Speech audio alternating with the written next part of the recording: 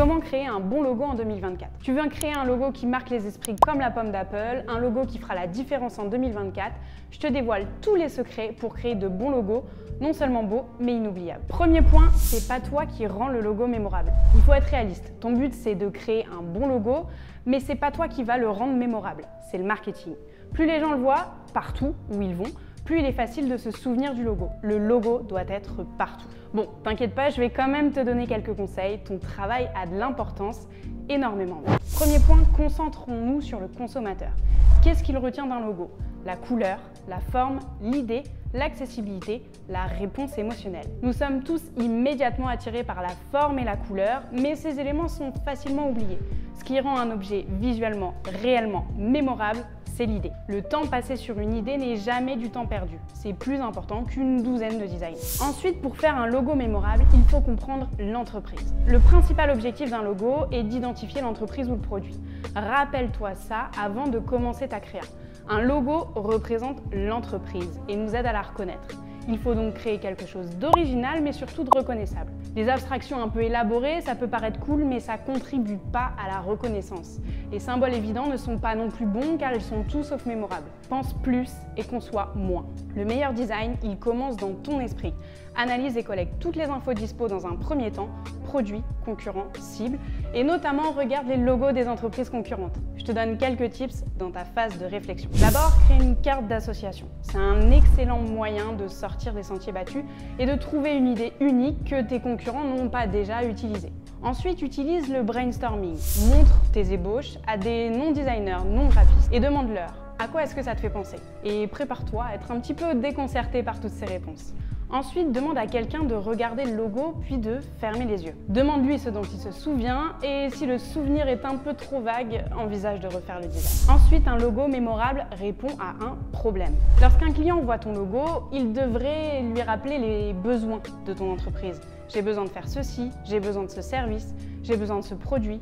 Pour servir de rappel, ton logo doit être une représentation visuelle concise de l'essence de ta marque. Un logo efficace est un rappel visible de l'utilité de ta marque. Et c'est particulièrement important pour les startups et les nouvelles marques qui sont inconnues du public. Pour créer un logo qui rappelle quelque chose, il faut bien connaître son public. Les designers de logos devraient plus travailler à développer leurs compétences en imagination associative. Un logo mémorable dépend de son contexte. On le disait tout à l'heure, un logo ne vit pas dans le vide. Il devient mémorable en tant que partie d'un message visuel et mental diffusé par la marque. Un logo mémorable, c'est quoi? D'abord, il s'intègre au style de l'entreprise.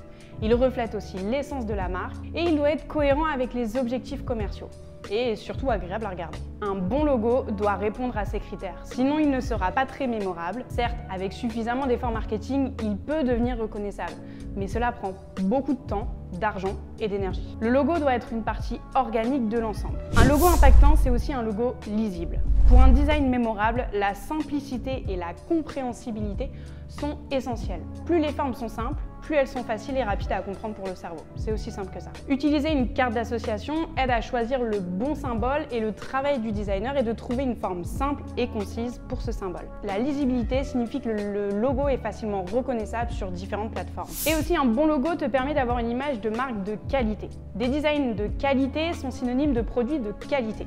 Le consommateur associe automatiquement un bon design à un bon produit, même si c'est totalement faux. Un design esthétique est perçu comme bien conçu.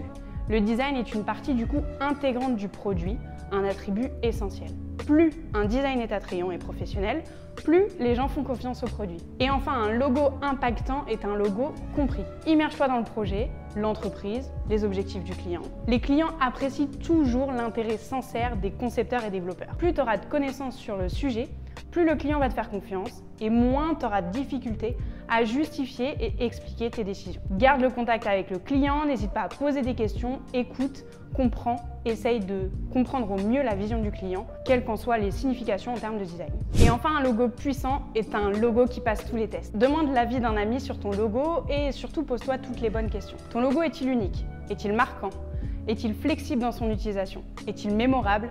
Est-il polyvalent? Est-il intemporel? C'est des questions qui vont t'aider à évaluer l'efficacité d'un logo dans sa capacité à représenter efficacement une marque ou une entreprise. Et un logo fort, c'est un logo qui évolue.